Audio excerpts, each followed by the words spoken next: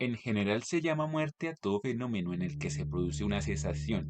En sentido más estricto, se refiere este término a la cesación de la vida, y en especial a la cesación de la vida humana, que es un hecho del mayor interés para la filosofía. El relieve de este tema en la filosofía se debe sobre todo a que el concepto que se tenga de la muerte responde a la concepción que se tenga del mundo y lleva en sí a la pregunta sobre el sentido de la vida. Sea que se considere posible la inmortalidad, sea que la muerte se aborde como límite absoluto de la existencia humana. Es así que el concepto de vida puede entenderse en un sentido puramente biológico.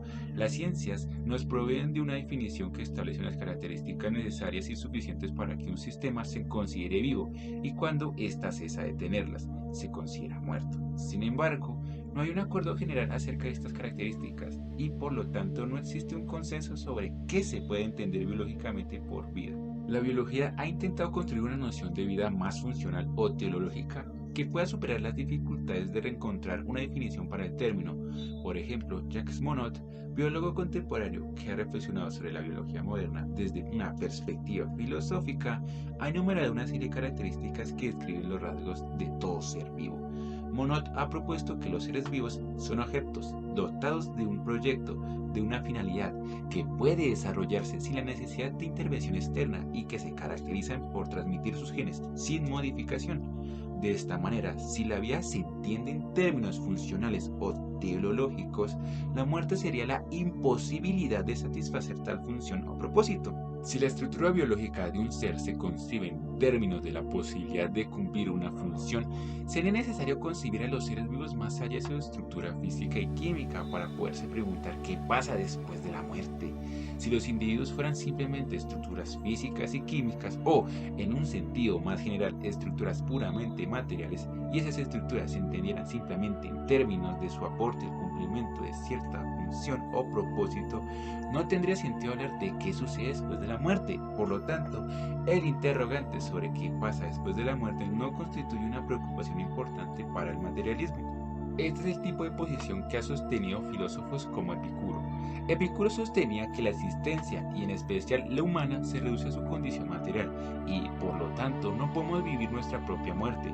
Teniendo una concepción materialista de la existencia humana, la experiencia de la muerte se hace imposible, porque cuando vivimos no existe la muerte y cuando morimos ya carecemos de existencia. Kant, por su parte, afirmó que ni siquiera podemos pensar nuestra propia muerte porque caeríamos en la contradicción de afirmar cosas como yo estoy muerto. En efecto, ni tenemos experiencia directa de nuestra muerte, ni podemos obtener conocimiento concreto y suficiente de ella mediante la muerte de los demás. Por lo tanto, entendiendo la muerte como la terminación de la existencia humana, el temor hacia ella sería completamente irracional. Si lo que estamos buscando es darle sentido a la pregunta por el después de la muerte, es vital partir de una concepción no materialista de la existencia. Tradicionalmente ha sido la noción de alma la que busca definir el ser humano más allá de su dimensión material, y es precisamente el alma lo que podría existir más allá de la muerte, dado que la muerte física la entendemos restringida a una culminación de la existencia biológica y material. El dualismo es la posición filosófica que más ha enriquecido la noción de alma. Esta concepción defiende que el ser humano está constituido por dos tipos de realidad, una material, que es el cuerpo, y otra espiritual, que es el alma. Esta teoría suelen concebir la muerte como una separación de los componentes constitutivos de la realidad humana, es decir, como la separación entre el alma y cuerpo.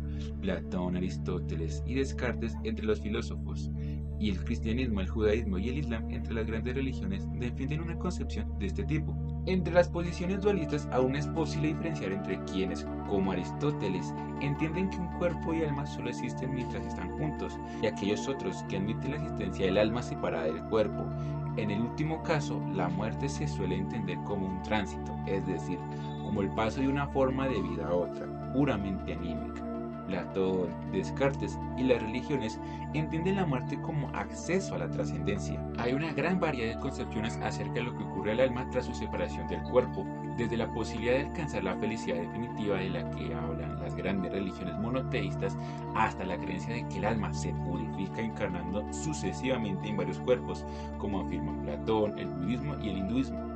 Además de las interpretaciones religiosas que históricamente se han hecho de la muerte, y en especial de otra clase de vida después de la muerte, son los pensadores existencialistas quienes más relieve han dado al hecho de morir que tiene que asumir el hombre. En particular, el tema de la muerte es muy importante en la filosofía de Heidegger.